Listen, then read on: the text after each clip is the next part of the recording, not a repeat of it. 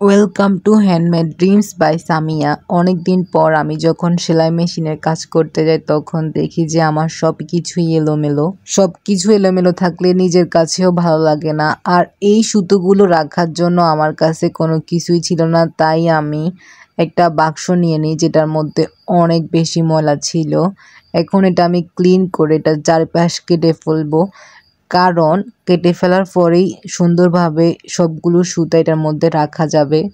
আর আমার কাছে গুছাই কাজ করতে অনেক বেশি ভালো লাগে, তাই আমি কোনো কাজ শুরু করার আগে সব কিছুই আগে গুছিয়ে নিই। অগোছালো কোনো কিছুই আমার কাছে ভালো লাগে না। আপনারা কারা কারা আমার মতো এই স্বভাবের আছেন আমাকে অবশ্যই তা কমেন্ট করে জানাবেন। এই বক্সটা কাটার পর দেখেন এখানে অনেক বেশি স্পেস, সবগুলো সুতা রাখার পরেও অনেকগুলো জায়গা থাকবে। এখন আপনারা কমেন্ট করে বলবেন যে এইরকম বক্সে সুতা রাখার প্ল্যানটা আপনাদের কাছে কীরকম লেগেছে। এই তো সবগুলো সুতা রাখার পরেও দেখেন অনেক বড় স্পেস, তাই এখানে আমি আমার বড় সুতাগুলো রাখবো। আমি যে শুরুতে বলছিলাম সব কিছুই অগোছালো, দেখেন আমার সুতা সবগুলোর কি অবস্থা। এখন আমি এগুলো সবগুলো ক্লিন করে নিব। ক্লিন করার পর ওই বক্সটাতে রাখবো। আমার কাছে সবগুলো কাজ একা একা গুছাই করতে ভালোই লাগতেছে।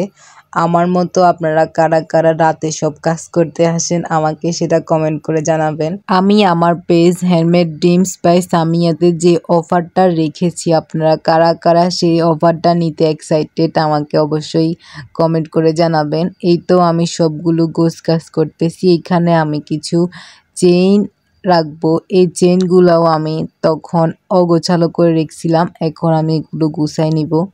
চেইনগুলো রাখার পরে ওইখানে আমি কলার বক্রন আর টিপ বুতাম রেখেছি। এরপর এখানে স্ক্রুড্রাইভার আর প্লাস রেখেছি। এগুলো মেশিন ঠিক করার কাজে লাগে, এগুলো দেখে অবাক হইয়েন না, যারা সেলাই করে তারাই জানে। এই যে এই প্যাকেটটার মধ্যে কিছু লেস আছে, যখন কাজে লাগবে তখন এগুলা নামাই কাজ করব, তাই আপনাদেরকে দেখাইতেছি। আপনাদের কাছে ছোট ছোট ভিডিও এখন শেয়ার করতেছি। পরে আমি কাস্টমার্সের কাছে যেভাবে যে চুড়িগুলো পোস্ট করে সেল করি সেগুলোই শেয়ার করব। এখন আপাতত আমার এই খুঁটিনাটি কাজগুলোই দেখেন। এখানেও সবগুলো সুতাও গোছালো ছিল, আমি এখন গুছাই নিছি।